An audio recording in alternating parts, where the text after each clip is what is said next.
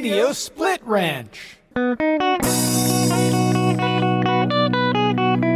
Hello and welcome once again to Radio Split Ranch, a monthly visit with the Capital Region's great broadcasters of the past and sometimes present. I'm Warren Garling when I'm not on the radio. I think you'd be hard-pressed to find a more interesting start to a radio career than that of this month's guest. For our 54th episode of the Radio Split Ranch, I invited one of the more senior members of the Northeast broadcast community who spent the last 3 decades entertaining listeners from Saratoga Springs on a few different frequencies. Of course, one of the great things about radio these days is thanks to the internet, you're just a click away from your favorite music and DJs no matter where you are. Please enjoy a most enjoyable conversation I had this month with Jerry Crouth. I just read an article about this guy, and you'll know why in a little while as we get into his story, but he's quoted as saying, "I keep changing careers until I get one right." So we're about to hear how all that came about and the life story, if you will, of Jerry Crouth. Jerry, thank you so much for joining us. Thank you, Warren. This is a real exciting experience for me.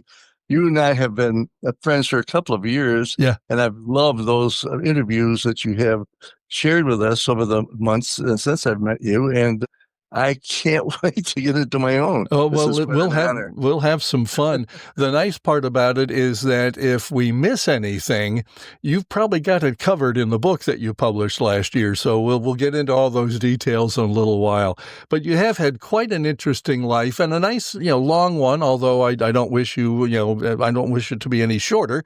I'll try not to kill you during this interview. But let's talk about a little bit about how it all started. Where were you born and raised? I was born in Rome, New York on May 28th, 1939. So I'll be 87 in my next birthday. God bless you. I feel, like I'm 45. Good honestly. For you. Good for you. Well, I'm the same way. I still act like I'm 17, so. So, and you were not too far from here. You were like central New York? Yeah, Rome, New York, and it's just about 100 miles. Okay. And it was a rather eventful of a time when I was born because my father had just been admitted as a permanent patient about a month before I was born in Marcy Mental Hospital. Mm. So my mom was not only the mother of a little 9-pound baby boy, but she had 5 other kids. Wow. And so she had quite a challenge on her hands. And so that's basically the reason I wrote the book. And And let's get that out of the way right away. Let's talk about the name of the book and where it's available, and then we'll do it again at the end in case anybody missed it or didn't write it down. Okay, so the name of your book is very simple. Yeah, it's Thank You, Mom. Yeah. My Life Stories Growing Up in the 40s. There you go. So basically it covers not only my life from my birth to about 8th grade, but also the years preceding my birth when I give a lot of information about the family, my mom's history, and the kids that she had prior to me coming on the scene. And then, of course, it takes us through 10 years or 11 years, actually, of her being on welfare because she had a decision to make. If she hadn't been able to provide for us kids, she'd have to give them up to the state or pound them off to different family members. Yeah. And my mom would not have any of that. She would not give up a single child. So she had a personal decision to have to go on welfare because we were the only ones on the blocks that had to do that. Oh, boy. But she had no other choice because of the circumstances. And so that's why I'm so grateful because we had an amazing, wonderful life. Despite all the challenges there too. Yeah.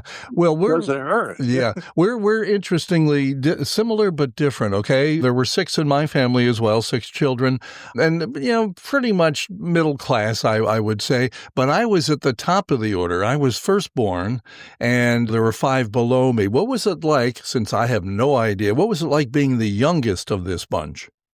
Well, if you ask my older siblings, they said you were the babe. I mean, you were mom's favorite, and I always denied that, but I probably wasn't in a way because my mother. And when you read the book, if you have, I know you have.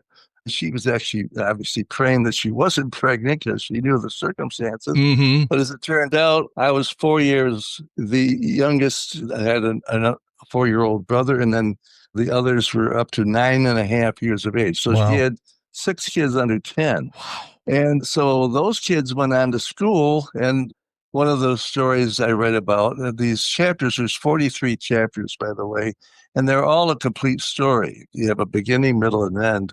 And the way I was able to do it is 16 of those stories have either a prologue where I kind of set the scene or a epilogue where I give a summary of what happened afterwards. Now you know the rest of the story. So I was able to give the full story to every one of these. One of the chapters was when I was a kid at 4 years of age, and I was the only one home. And I had a duck that my brother Joe owned that laid an egg every day. And I was the guy that got that egg for lunch. Okay. So I got special attention from my mom because the other kids were in school.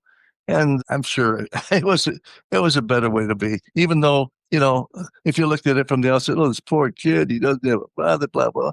I had the best life ever. I had a wonderful child.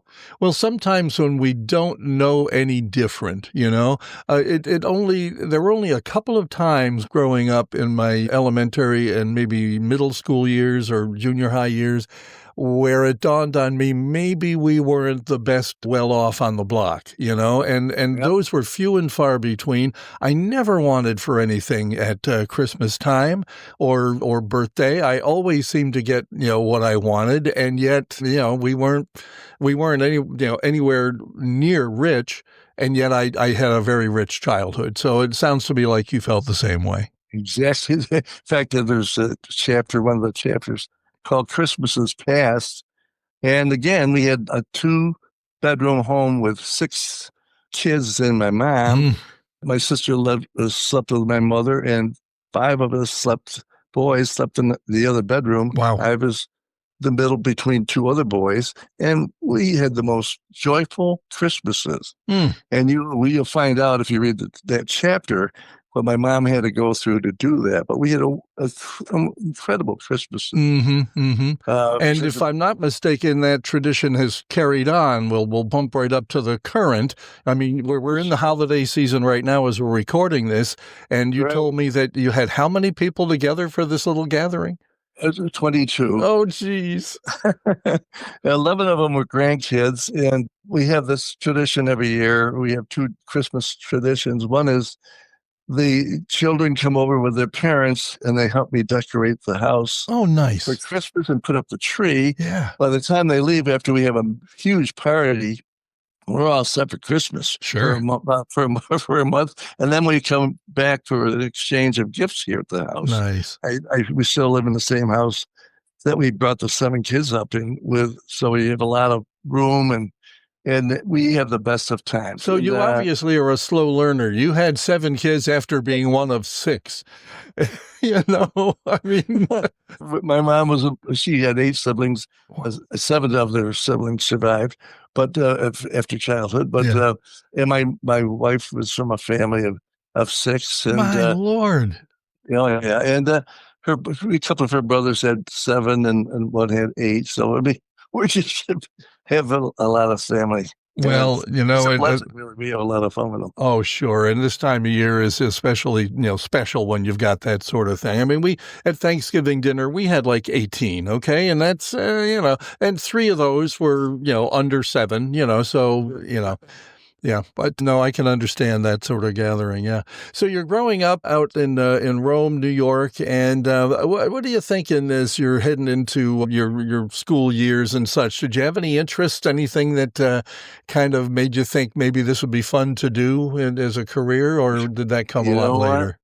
I came a lot later, and then when you hear how I got into radio, you'll laugh because it was by total accident that I Right. was. I didn't even interview for a job. I was asked if I wanted to be in radio. Isn't But that great? as it turned out, when I was growing up, my whole interest was being outside, being at Tom Sawyer, and my best buddy Brian, a year and a half older than me, was Huck Finn, and we just had a wonderful life together. Growing up as kids, Yeah. I went to a Catholic school from first grade to 12th grade, and you'll read in there why I decided to stay in high school after I was convinced I wanted to go to public school at the end of my 8th grade. Some things that happened. Listening to your talk up with Marissa, in which I thought was a wonderful interview. Oh, thank you. Our last month interview. Thank you. But the thing about, God has ways of putting things in your path. Yeah. You have no idea why. Yeah. But as it turns out, it's always for the best. If you are, like what she said, if you see it that way. Yeah, exactly. You jump on that opportunity and you run with it. And that's what's happened to me throughout my whole life. Okay. All right. So you're going to high school, and are you thinking college? I mean, again, you're the youngest of 6 kids. Oh, hey, no, we were poor. Yeah. And none of my brothers, all my brothers went to the service when they were 18. Some of them just hadn't graduated from high school. They wanted to get into service as soon as possible. If you read the book, we came from a street that had 6 boys across the street, 10 that went into World War II. And so military war was always on my mind as a kid. That's all I knew when I was growing up. I was born in 39. The war started in 41, ended in 45. I write about how I remember VJ Day, VE Day, the death of FDR. Yeah. And these are all things that were all part of my psyche. We played only war games because that's all I knew. Sure. We were at war. Yeah. When that all evolved later on through about my school years, eventually I got to a point where I graduated, and I graduated with good marks and so forth, but didn't even take any SATs because I wasn't going to go to college. Yeah. I was working at midnights, like Marissa was working. She got hurt working overnight, midnights. I worked at Revere Copper and Brass midnights 10 days before I officially graduated from high school. Okay. Because I was president of the class, I had to give a little talk that morning at a communion breakfast before graduation. I had to go from work to that event. But in the evening, that night, I was given a partial scholarship to Niagara University. Wow. A half a scholarship per year.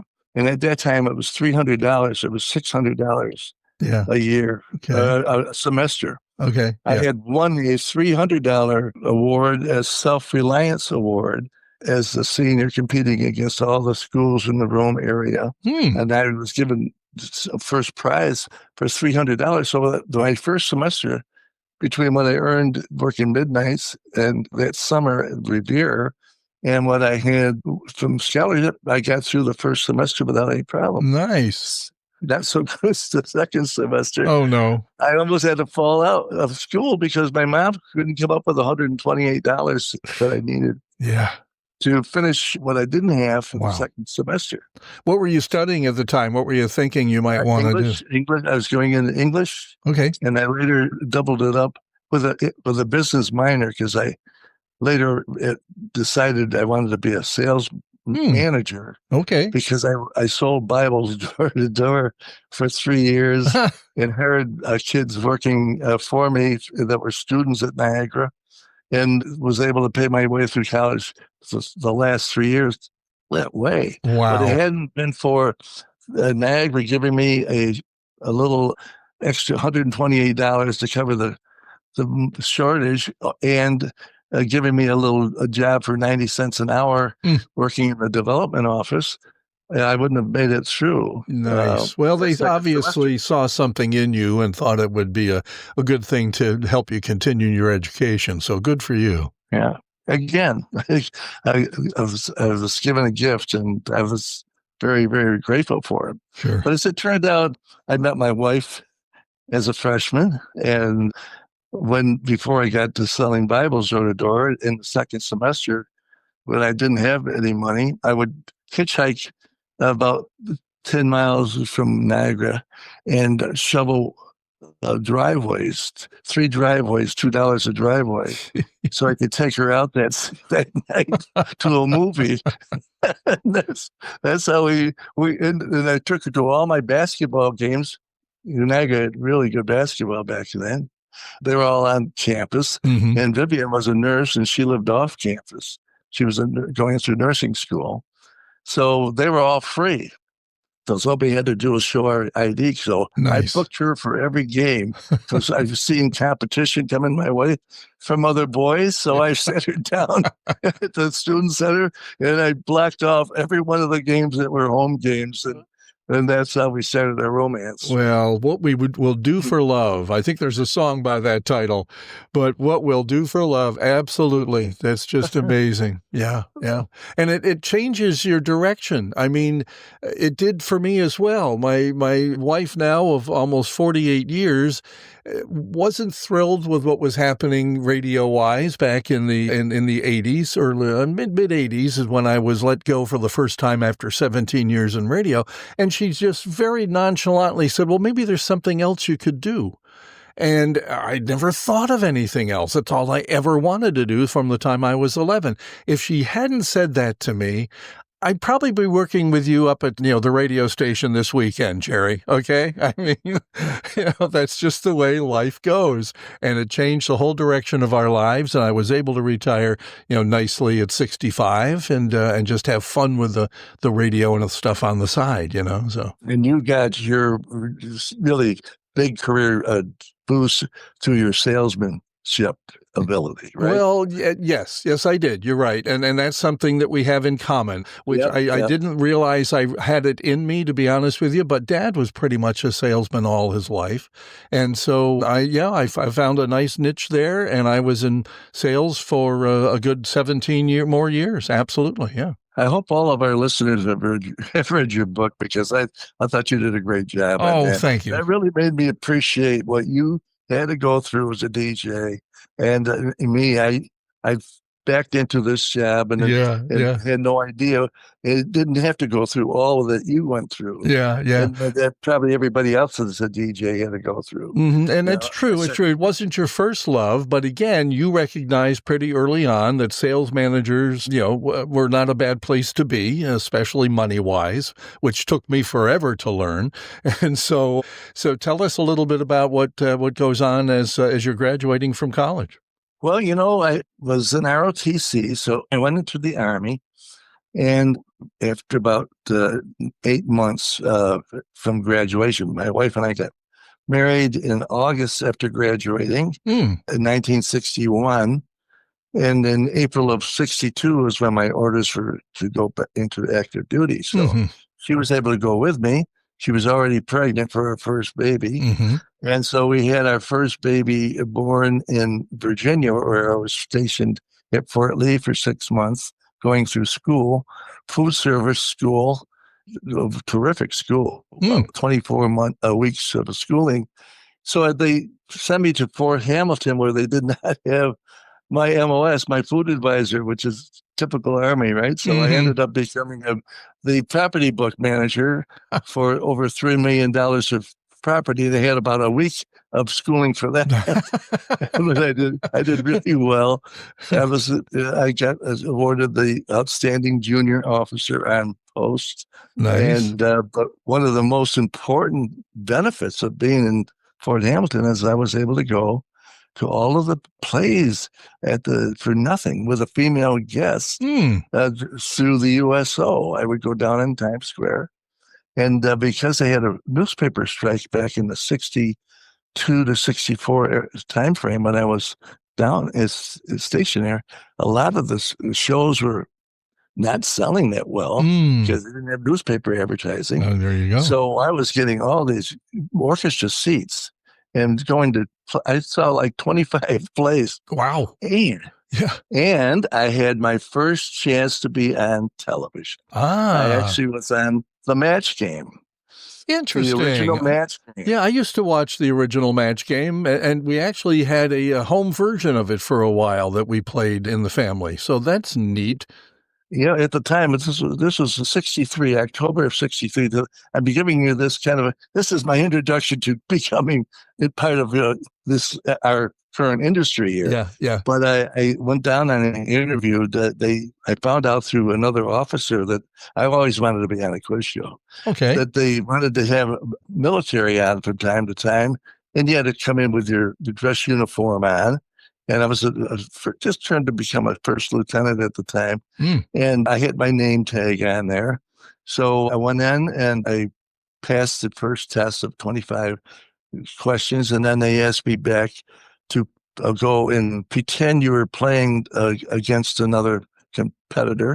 And I only was prepared because I worked till 5 o'clock, but Vivian was home with first baby, and she's watching the show every day and then asking me the questions that they asked for me to come up with the same winning answer. So that's the only way I was able to prepare for the show. Sure. So then I got onto the show a week after that, the second trip.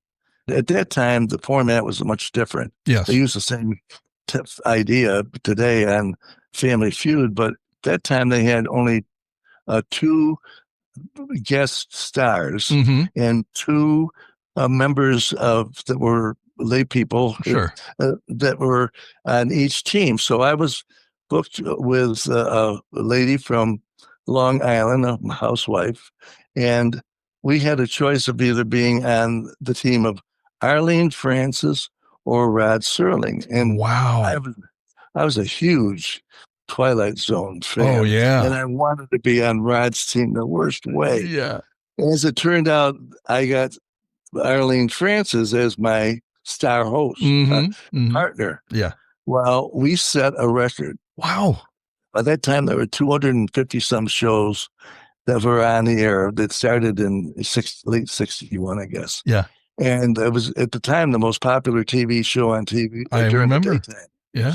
It was on from 4 to 4:25. So you only could play 2 games. Sure. Well, we beat Rod Serling's team. He was not that good of a player, but we really swept their 2 teams.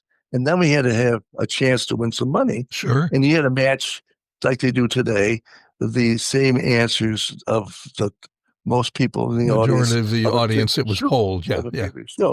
So as it turned out, we had 18 for 18. Wow. Which they had never had before. Never had that happen before. Cool. And so every question was worth $50. So there was $900. And it's because I had a partner, I split with her. Sure. And so I got $450. Well, we had, at that time, I think we just had the second baby. We had a baby born on Governor's Island, our second baby. Okay. Yeah. So now we had 2 babies in diapers. We didn't have a washer and dryer. Well, $450 was exactly what you needed to buy a Kenmore washer and dryer. So again, I was given a gift out of the blue. So we were Vivian didn't have to go to a laundromat to do her diapers. Yes. Those are all cloth diapers in those days. So that was my first big exposure in the media business. Yeah, yeah. And there's a chapter about it, and it's a very touching chapter that I won't give away the secret on, but if you go back and reread it, it's called The Match Game. Okay. But it reunites me with a family member that I didn't even know about that knew me, that watched that show. Wow. And I didn't know it for 20 years. Wow. So it's quite a story about that. Yeah. But during the college, to help me kind of get myself as a broadcaster of my voice, I had to read to the priests during their meals. There's 30 of them or so. And I would read books that they were all religious books. They were the books like Masters of Deceit by J. Edgar Hoover and so forth. They had a vow of silence during meals. So to entertain, I had to read to them for 2 years. Isn't that interesting? Yeah. And so I had them critiquing me. So if I blew a word in front of them, they had some guys right near priests that were close by that the president didn't hear them, but they were really giving me the business if I mispronounced a word, But it was good practice for me. Yeah. And then when I joined Xerox, I was a sales manager for Xerox, and I was also a training manager for the region. And my last 6 years, I was going out to the West Coast as where I reported to El Segundo, but I was managing the Northeast region from all of New England down to Washington and Virginia. So I would have to go to the West Coast quite often. And that's what led me to, I took an early retirement at age 53, and they bridged me to 55 because I had 26 years. Wow. But during that time, Xerox was very innovative. They introduced Xerox Educational Network.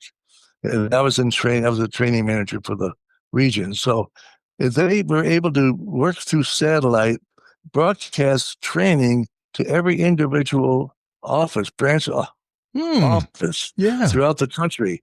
They collaborated with a Los Angeles TV station to do that.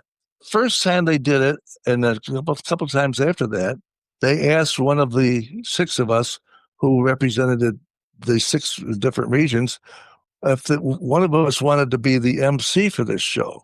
And they gave us a script to look at ahead of time before we came back out. I figured everybody was going to compete for the show. Sure. So we go to that meeting to determine who was going to be that. And I'm the only one that raised his hand. Wow. Oh, they were so happy that they had somebody to do it. And I knocked it out of the park. I really did a good job. Well, you'd had some practice because, again, as a salesperson and a trainer, you're using great communication skills, and so and this is just going to add to the fuel to the fire for your future career. Yeah. When we did a dress rehearsal, they were broadcasting it all throughout the studio area, and there must be a TV director walking through. He said, "Who's that?" And they told him, whoever he is, tell him to keep doing what he's doing. Nice. So he was here, and I was reading the teleprompter, obviously. Sure. But by my delivery, apparently impressed him. Wow. So as it turns out, that's how I ended up with my little things that were in my path that presented me with this opportunity that I never knew I was going to get. Yeah. Yeah. Do you want me to tell you how this all came about? Yes, please do. Let's see how it transitions here. Okay. So what happened is when I retired, I loved this Racing City chorus, but because I traveled so much, I knew I couldn't make the meetings for rehearsal. So as soon as I retired, within a year, I joined them in 1995.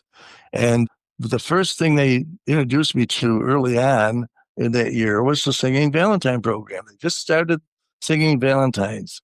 And the first year they tried it, they actually lost money. They had no idea how to run it. By the time they paid their newspaper ad for the Saratoga and the few orders that they sold, they've actually lost some money. So I said, let me take this program over. So I took it over and I turned it into a big moneymaker because I've decided that, the best way to sell this is to advertise it for nothing. Go on the radio. Call the guys up and ask them, do you want to hear some quartet singing on your show? Yeah. So some of the people that I went on the shows with and actually ended up working with eventually was Rick Mitchell, Wolf and Pix, Don Weeks. I'll tell you a funny story about Don Weeks, Joe Gallagher, David Allen, and John Meany on WKAJ. Isn't that crazy? Well, in WKAJ is where you worked at one time. I did, yep. Back in the early 70s. It was my first job out of college. Yep. Well, there you go. So here's what happened. I went to John Meany's studio more than once with quartets, and I would be the spokesperson. We picked the best quartet we had, and they would sing us a couple of sample songs, and then I would pitch the Singing Valentine. What the Singing Valentine turned out to be was a huge profit maker because I then also set it up with Posey Peddler to donate the roses, Saratoga Sweets to donate the candy. Nice. So unless they sold a dozen roses, all the single roses were free. Okay. So as it turned out, for $50, I was getting free advertising from the radio station. Mm-hmm. And I was getting, paying a couple of ads for the newspapers, and that was it. And we were selling as many as 100. One year we sold 190 Singing Valentines. Wow. We would average about 120 a year. It was just an amazing moneymaker. I had 6 different quartets going all over the Capital District. I was home in Action Central, taking all the orders over the phone and doing the directing, where to go next and all that stuff. It was crazy. My poor wife, I took her to New York within a week after that to keep our marriage alive, because she went through hell during those days. But she was really good about it. It turns out John Meany knew me from that experience. We have 6 sons and 1 daughter. So 3 of the boys and myself formed a quartet. We sang in a church show that was down in St. Mary's Church. And to promote it, I brought up a brochure to John Meany. I said to him, John, up at KAJ, Yeah. John, would you mind reading? Oh, no problem. So on the way out of the door, now this place, by the way, this studio was nothing more than a pillbox that was underneath an antenna next to on West Avenue in back of the TV station, Time Warner at the time. Yeah, it was cable TV. Yep. It was, and so it had a big satellite dish outside to take the news that when it snowed, you had to go out and wipe off the snow up to get your news. Been there, done that at a number of stations. Yep. So on the way out of the door, I said, John, by the way, how are things going? He said, fine, but I could use some help. 2 days later, and by this time, I've been a freelance writer for 7 years. Okay. After I retired from Xerox. 2 days later, I'm on the radio 6 hours a day doing voice track. Isn't that crazy? And my whole training was the day in between. John had me in the studio. His back was away from me, so he wouldn't see me talk, just to listen to my voice and tell me how to do voice tracking. Nice. And he said, and now, Jerry, what you should do when you put your show together is that you should have a picture of a very attractive lady that's mature, that's 65, 70 years of age, and you just talk to her in that picture. There you go. And that's how you're going to get your voice through on a personal basis. Nice. And that was my whole training. There you go. Well, come on. It's radio. I mean, come on. If I can do it, anybody can do it. Right? All right. I can't snow you on that one, that's for sure. Well, the funny thing about it, though, is within weeks after I joined, John Meany takes the job of working for Ernie and Assis over in Malta on Star Radio. It's a morning guy. Mm-hmm. And he swore up and down he did not know that when he hired me. Sure. So now I'm not only on the air 6 hours a day, I'm also the station manager, because I'm running the whole damn station. So I had to sell, and I had to do my show, and I had to find a morning guy. Luckily, we had a kid that was a friend of my youngest son, who was a radio guy up in Plattsburgh in the state school up there during his senior year. He was on live radio. So he came in and did the live radio morning show for John. Okay. And I did the other 6 hours. It was a daytime station. Yeah. So it went off at 7 o'clock or whatever. And then that's how we survived for a whole year. Wow. A guy by the name of Walker owned the station. Mm-hmm. So he said to me, will you stay on and take John's place? I said, well, if you can match what I'm making as a freelance writer, I showed him my W-2 form. Yeah. I said, I can't do both jobs. I have to do only one. My guy was a millionaire, no problem. Yeah. I wasn't asking for $1 million, that's for sure. Yeah. And so I got the money to run the station as well as commissions on what I sold for advertising. Boy, talk about backing into the industry. That is wild. Isn't that crazy? 1998. Okay. August of 1998. Yeah. I'm still on the radio. Yes. I was off radio after they sold the station. I said, well, that's it. I'm out of here. So I take off. And we took the year off, and we traveled, and we upgraded the house. And in 2001, they asked me to come back to Manassas to do my show Yeah. and sell for them. They really wanted me to sell Okay. my show. So they put me on. And so I started working for them in 2001 to 2018. Wow. And Ernie Anastas sold the station to Empire Broadcasting, and Joe Riley and his five other partners, Joe Tardy and a few other guys. Mm-hmm. In 2012, the station went off the air in 2018. So I found out after coming off a cruise with my wife that they had sold the station. So I went back into retirement for about another year. And then an English guy, Ricky Lee, bought the station, and they asked me to come back on. So I've been on since September of 2019. Okay. Reminds me of the line from The Godfather. Just when I think I'm out of it, they pull me back in. Exactly right. Yeah. But and believe me, I wasn't kicking and screaming. I love the idea of being active and selling and being on the air. It's a wonderful retirement job. Yeah, absolutely. No, I did it part-time for over 30 years. And the nice part about doing it part-time, maybe, and not being there all the time like I was, is that you're not involved in the station politics and the day-to-day running. I had done that when I was full-time. And part-time from, about 87 or 88, I went back in part-time and worked until 2020. And just, like you, and enjoyed, the regular job, but had fun with the radio, on the side. You turned it into another whole career that you're, obviously a lot more known for because you're on the radio compared to, selling for Xerox.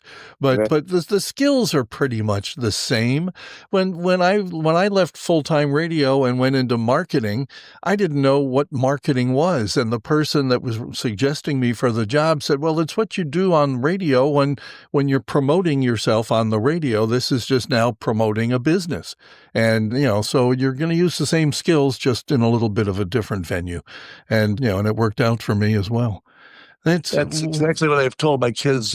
Any job you have, you don't know it at the time, but it's preparing you for your next job. Mm-hmm. And you can't believe how much you need what you've already learned in the previous job to be successful in what you're currently doing. Very much the same. Yeah, very much true. So tell us what you're doing now and where you are, so that when we can listen, obviously, and hear what Jerry Crouth really sounds like on the radio. What's going on these days? Well, you talked a lot about how COVID affected your jobs and radio. Marissa, the same way. Well, the same thing happened to me. Within 8 months or so, March of 2021 came around, or 2020. It was 2019 when I was hired. That September, I'm doing a weekly show at this really nice studio that's right in under the CBS on Congress Avenue in Saratoga. Not like that old shack up behind the Time Warner. And Ricky Lee put a lot of money into this nice new studio. So I was going there every Saturday morning to do my show. I get up real early. My show was on from 8 to 10. And I would go in early enough to make the coffee and get myself ready for it and so forth. And the nice thing about my job, and Warren, I have to tell you, I just absolutely love, I put all my music together. Oh, that's nice to be able to do. Music. Oh, this is so much fun doing that. Yeah. And I build my whole show around my old memories of growing up as a kid. I have requests. I play trivia. Nice. And it is a lot of fun. Every song that is on that show is the song that I put on personally. Yeah, I haven't been able to do that since college. I certainly would miss that. Yeah. It was an absolute. In fact, I don't know if I would stay in radio if I had go back and do it the other way around. Yeah, it's been so much fun doing it. So March comes along of 2020, and on the 13th, they announced it's going to be a 2-week break, and then then we're going to get back into the life of what's going on. So the next day, that Saturday, I was in the studio doing my show. I Wow. did my show Yeah. a day after they closed everything down. Wow. So I get a phone call from Ricky, who is just an adorable guy. You just love him. He's, Jerry, I love you too much, man, to have anything ever happen to you. I have to tell you, you can't come into the studio. I don't want you to get sick. You know? Yeah. Yeah. So I said, oh, no problem. 2 weeks, what the heck? It's no big deal. Yeah. Well, 3 weeks goes by and I'm still up there. I get a phone call from Ricky. Jerry, I got to get you back on the air. I'll tell you what I'm going to do. I'm going to bring over brand new equipment. I'm going to put it all in cellophane and I'm going to put it in your breezeway. Nice. Then I'm going to call you up and tell you how to install it. Isn't that So something? Ricky, this is his business. It's AIR, A-I-I. Okay. They have it at Albany Broadcasting right now, where you can do everything out of your house. This is this. I've got all through my computer. I've got all those music that I had in the studio, thousands and thousands of songs, Sure. 50s, 60s, and 70s, basically, Mhm. 50s, 60s, and 70s. And so within 20 minutes, and I'm not an engineer, with a Zoom and a phone call, I'm up and running. Crazy. So I was back on the air by mid-April, and I have not missed a Saturday show since that time. Isn't that I've crazy? made one every week. In fact, Yeah. if I'm on vacation, I do it a week in advance. Sure. And I'm off and running. I listen to the show when I'm in New York or somewhere else. Just an absolute blessing. I absolutely love it. I'm sitting in my office right now where I would normally be doing my show. Yeah. So I've been doing that ever since, and now I'm syndicated, believe it or not. Whoa, look out. I'm up in Plattsburgh and I'm down in Knoxville, Tennessee. Cool. It's just been so much fun and just something I had never dreamed of even ever doing. Yeah. Yeah. Now it's over 25 years and I'm still in radio. Nobody could have predicted that path from where you went. And it's the same way in my life. There's no way I would have predicted the path I took and the folks I got to work with and the different industries that I worked in and, the different types of jobs that I had, after radio. There's just no way if Hollywood wrote it, they'd say, no, nobody's going to believe that. And that's, and that's the kind of life I've led as well. I've just enjoyed every second of it. There are very few jobs that I've had over the years where I wasn't looking forward to going in the morning. I was very lucky in that respect. And well, that's exactly what I've told my kids every one of them. 8 of your hours and you're only awake 16 hours, right, is when you're working. So whatever you're doing, make sure you're having fun. Exactly. Enjoy it. Yep. So that's what, I love what I was doing for Xerox, but I got to the point in time when I'm 53 years old and I'm flying back and forth to California a couple of times a month. I don't need this, taking red eyes and so forth. Yeah. So I took the early retirement. I had saved enough of 401k to take a chance. Nice. And it was the best decision I ever made. Excellent. Because now I've been doing everything. I've been having fun at, Yeah. writing and radio. Well, Jerry, you told us, what you're doing on the radio. You still haven't told us where we can hear you. So, get that plug in. Okay. Now we have a much stronger signal, 96.1 FM for all those who are listening in the Albany area or southern Saratoga or Schenectady. It's on West Mountain. Yeah. And boy, does that thing cover ground. So it's 96.1 FM. We've had that for a couple of years. It's called Star Saratoga. We have an app, which is a great app. You can go on the website. I'm archived. My shows you can hear from last May on until even last week. They're available within an hour after the show ends each Saturday. I'm on from 8 to 10 on a regular basis, 8 to 10 on Saturday mornings. It's called the Oldies Show. And I play 60s and 70s. I do take requests by going online. You type it in and I get it right here in my office, as well as I play trivia. And I have a theme every week. Every week I have a different theme based on what's ever going on in the news or what's happening. Normally, I used to do it locally, but now that I'm syndicated, I have to pick up something that's universally known by everybody. Sure. And then I play my music around it and I build my trivia.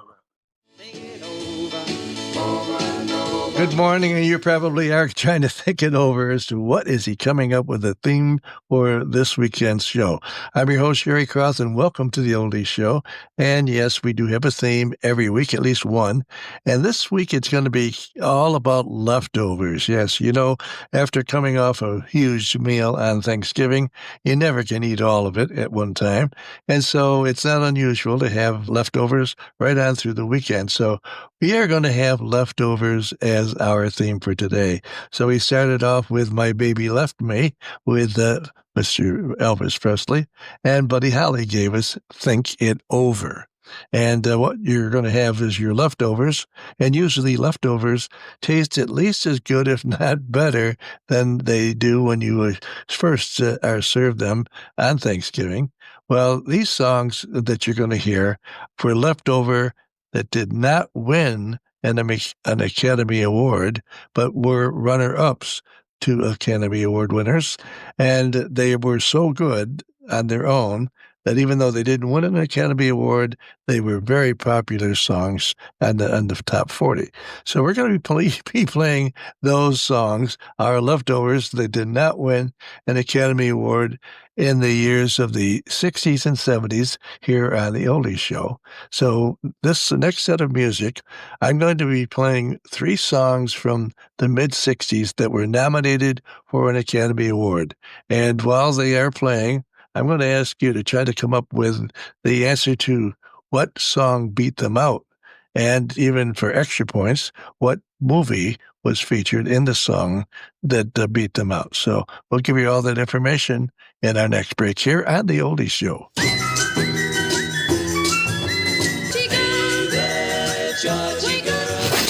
The Oldies Show with Jerry Crouth from Loud Media. What's new, pussycat? Whoa, whoa, whoa. Nose.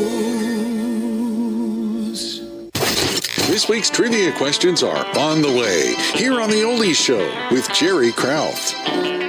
What's it all about, Alfie?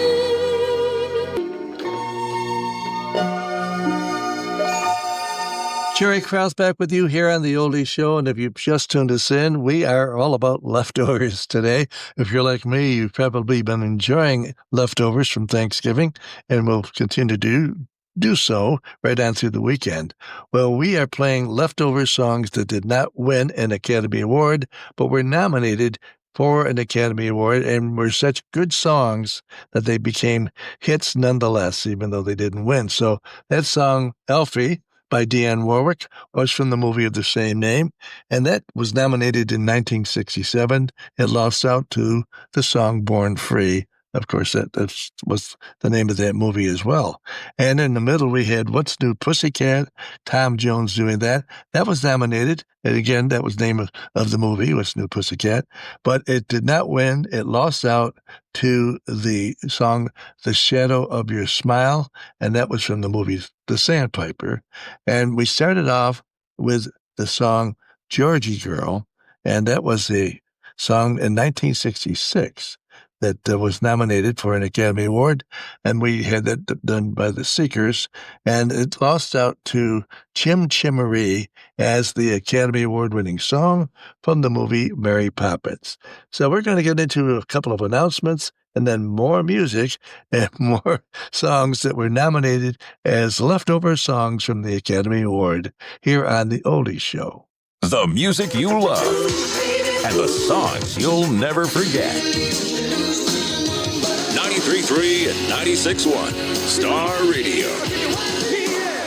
The station is also on 1160 AM, 93.3 FM is where we started out, and that is more in the more of immediate Saratoga area.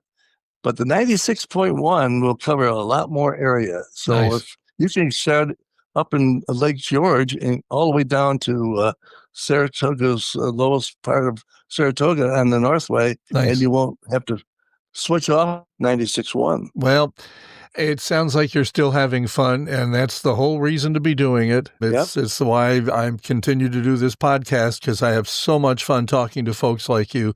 And you make it a lot easier to do this. You are very good at what you do. Well, thank you very much. I really enjoy not only this opportunity to hear podcasts, but also all the work that you do to put together the luncheons. Oh, thanks. And they're so much fun. Yeah. And, I don't know half of these guys, but I've gotten to know a lot of them now because I'm more upstate here in Boston Spa. Sure. But they are all wonderful people.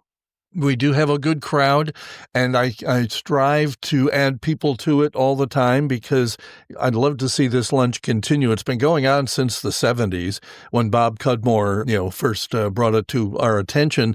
It has waned a little bit, and then it's come back. And gosh, last time we had like 18 folks at lunch. We missed you, and we know that you're going to try to get there for the next one. But it's just so much fun getting these folks together and sharing the stories. And so I'm looking for new people, because we need new old stories, And so Bob, Bob, I worked with Bob. In fact, his wife bought a Singing Valentine for him. Because he was on one of our stations when Manassas owned it. Mm-hmm. And I sold a lot for Bob in Schenectady, because he had a lot of connections there. Yeah. No, it's a fun group, and we don't get quite as many in the winter months, because some of them fly the coop and go to south and and enjoy some warmer weather, and we understand that. But we're looking forward to catching up with you again at the next Louis lunch, and you're a great addition to it. Again, you bring a whole different perspective, as everybody does when they join the group, because everybody got into this, maybe in similar ways, but very different paths along the way. And it's always fun, to hear the stories. And, so adding that lunch, to this podcast, we've got quite the history here of radio in the Northeast, and it's fun to keep it alive. I had one more thing about the book, where it's available. Please do. The book is at both the North Shire stores in Vermont and here in Saratoga, as well as at the Book House and at the Block Book House in Troy as well. Yeah. And it's online on Amazon and on BookBaby. And it's doing quite well. It's been a lot of fun doing the book. Thank You, Mom is what it's called, and it's just a real love story for family, and such an easy read. Jerry, who has such a way with words in writing as well as, on the radio and here talking with us today. And it's just been a joy getting to know you and getting to know more about you, and I look forward to catching up with you again soon. Thank you. Warren, I totally feel the very same thing about you and all of the new DJs that I've been able to meet through your luncheon. So thank you so much for giving me this opportunity. Radio Split Ranch. I can highly recommend Jerry's book about his childhood, especially if you like traditional American success stories, because without a doubt, Jerry's mom was very successful in raising her children in times and circumstances that certainly were challenging, to say the least. As we do at the end of all our conversations on the Radio Split Ranch, we're going to jump back in time again to give you an example of how radio has evolved over the years. This time, Chris Warren entertains. Don't you just love it when someone speaks about themselves in the third person? This is a voice-tracked me from February 19th, 2005, when one of the incarnations of WTRY was promoted as the super hits of the 60s and 70s. Some highlights to listen for, well, we're promoting short commercial breaks when competitors were taking breaks of easily 5 minutes or more. These days it's closer to 10 on a lot of commercial terrestrial radio. I have a very un-PC moment during one short break here, see if you can pick it out. And finally, since I voice-tracked this show a day or two before it aired, you won't hear me give a temperature in the break, even though the technology was there to do so. Oh, and listen for the computer playback screw-up that goes on for a good 30 seconds that never would have happened with live radio. It's all part of radio history at its less than finest. Hope you can check back in with us again next month. In the meantime, don't cry because it's over. Smile because it happened.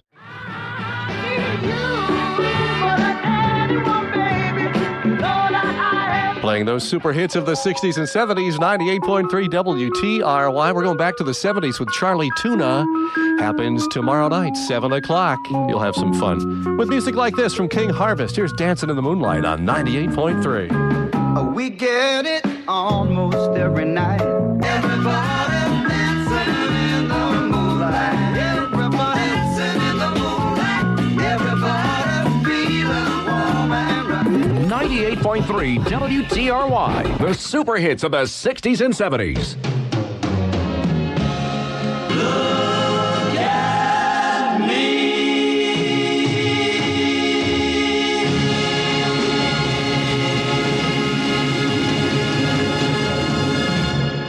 98.3 WTRY. Shorter breaks mean more super hits from the 60s and 70s in 3 minutes or less. Rose Dental Associates. Sunday, noon to 2. Here come more great oldies right now. 98.3 WTRY. I know you want to leave me, baby, baby, baby. 98.3 WTRY.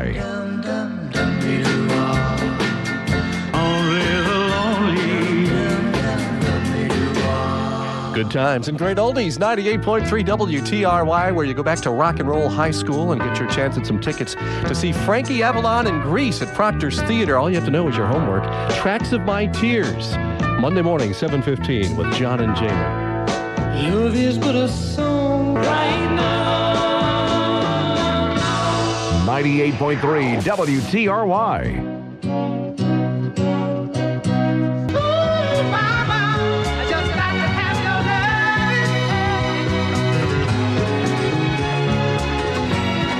Super hits of the 60s and 70s. 98.3 WTRY from Chicago's album that the cover looked like a big chocolate bar. Was Chicago written in it? Remember that? Yeah, that's If You Leave Me Now. Also heard the Youngbloods before that, Get Together. I'm Chris Warren. I know it doesn't sound like me, but it really is. It's this cold thing sticking in there. You know, every week we come to you with some great fun ideas of things you can do with the kids and the grandkids. So in the interest of equal time, here's a suggestion for something you can do tonight with your parents or grandparents. How about Broadway, the big band years? It's at Proctor's tonight in Schenectady, 8 o'clock. It's the music they grew up with from the 30s, 40s, and 50s. What a kick. Great time for all, I'm sure. Around here, we're going back to 1964 next with Mary Wells. Don't go away. Dr. Gerald C. Benjamin. Available at your local Circle K store. 98.3 WTRY weather. Well, expect a few scattered snow showers this afternoon into this evening. High 26 today, low tonight about 11. Partly sunny, high 24 for Sunday. Right now, it's time to talk about my guy. Expanded variety. 98.3 WTRY. There's not a man today who could take me away from my God. Good times. Great oldies. I love the music. You guys have all the songs. Love the oldies. Just fun to listen to. 98.3 WTRY. Good times, great oldies. 98.3 WTRY with one of the early hits from just after Al Cooper left and David Clayton Thomas took over as lead singer of Blood, Sweat, and Tears. You've made me so very happy. You made me so. 98.3 WTRY.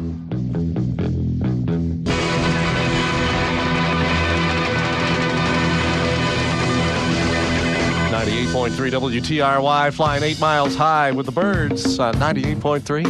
I'm Chris Warren, and as if you didn't already suspect this, did you know that cats sleep on average 16 hours a day?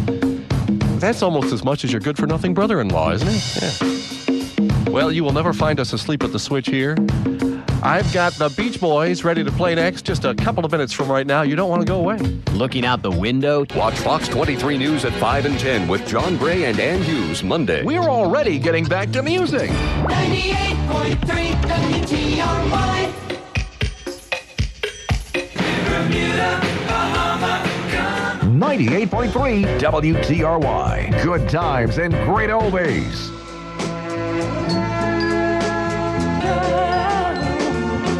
Can't you see that? Chris Warren. Hey there, lonely girl. Want a little candy? I'm sorry. I am Chris Warren. Good afternoon. Thank you for joining us on another hour of good times and great oldies, including the Stones and the Rascals coming up right now. It's the Fab Four. 98.3 WTRY.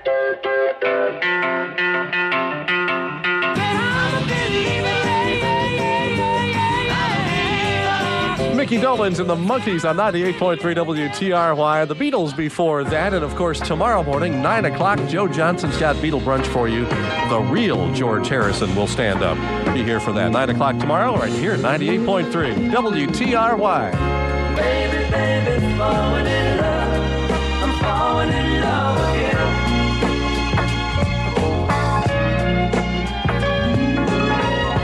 98.3 WTRY, the super hits of the 60s and 70s. 1, 2, 3.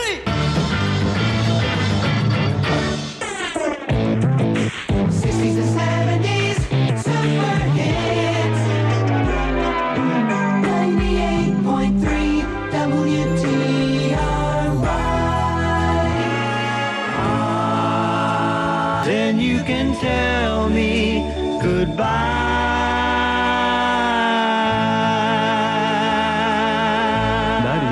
WTRY. 98.3 WTRY. Shorter breaks, more music. Less is more in just 3 minutes or less. Picture this. You just sent an email and you didn't write one word. It's not crazy talk. It's Roadrunner Video Mail, an amazing way to send video messages online. Old Niskuna Road, Loudonville, 785-6621. We're already getting back to music. 98.3 WTRY. 98.3 WTRY. Good afternoon, I'm Chris Warren. Even with my cold, I gotta be here because there ain't nothing like the real thing, baby. Here's Marvin and Tammy. Ain't nothing like the real thing, baby. So bad. Ain't nothing. Okay, no invitation to the inaugural ball for George W. and no chance of attending the Trump wedding. Ah, who cares? You could win an invitation to the biggest party in town, the WTRY Cabin Fever Beach Party, February 25th at Comfort Suites in Clifton Park. Dance all night and feast on fabulous food provided by Pansis Restaurant Banquet and catering services. You could also win a trip to Aruba, where happiness lives. Enjoy 6 days at the Aruba Grand Resort and Casino. Personal, private, perfect. A resort small enough to be grand. Air transportation provided by U.S. Airways, offering the most convenient service to the most Caribbean islands from the States, including Aruba. Just keep listening to win your exclusive invitation. 98.3 WTRY. You've got a friend. 98.3 WTRY. Temptation eyes looking through my soul. Good times and great oldies. 98.3 WTRY with the Grassroots and Temptation Eyes. I'm Chris Warren, and here's a twist on a Saturday night date night. The Saratoga County Council for the Arts in Saratoga Springs presents Movie Dinner Dance tonight. Yeah, you can see Oscar-nominated Jamie Foxx starring in Ray, the story of the genius of Ray Charles, and then enjoy a buffet dinner of great Southern cooking, including fried chicken and chopped pork. And then you wrap up the evening with dancing to the soul music sound of Assam. Give the Arts Council a call for details. 584-4132. Sounds like fun. Maybe we'll see you there. Stick around. More to come, as they used to say on the old Tonight Show. Rose Dental Associates. 98.3 WTRY weather. Well, expect a few scattered snow showers this afternoon into tonight. High today 26, low tonight 11. Partly sunny, high 24 for Sunday. Right now, looks like a bad moon rising. Good times, great oldies. 98.3 WTRY. There's a bad moon on the right. 98.3 WTRY, your super hit station.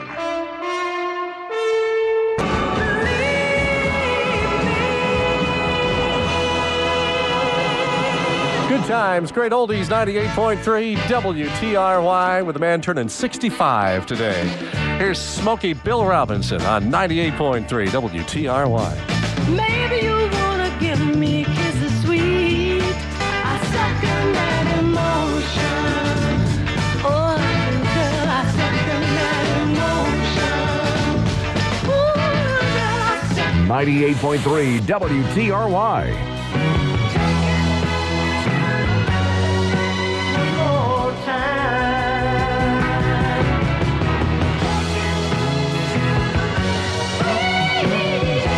Eagles on 98.3 WTRY, one of those super hits of the 60s and 70s, and Take It to the Limit, which we try to do here each week when the boss is out of town.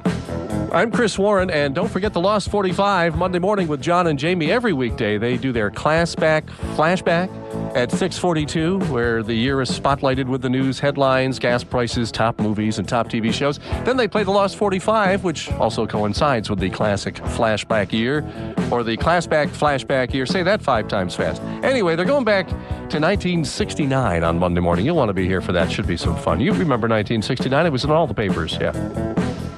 I'm Chris Warren. Did I say that already? Probably. Dave Edmonds is coming up to kick off another whole bunch in a row. Next, stick around. Shopping for... Here come more great oldies right now. I just love you guys. 98.3 WTRY.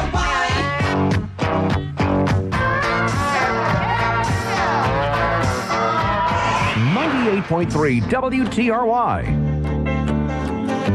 I'll always remember you like a child girl. Chris Warren. Speaking of Wild World, helps if you turn the microphone on. You can brush off the winter blues and have a chance to win a trip to Aruba where happiness lives. Keep listening for your chance to win an exclusive invitation to the WTRY Cabin Fever Beach Party.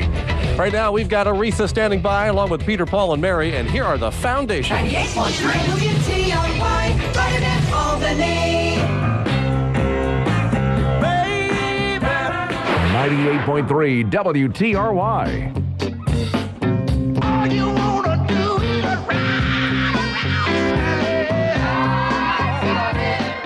All right, I hope you dressed in the White Sox this morning. Here's Bob Seger and the Silver Bullet Band on 98.3. just take those old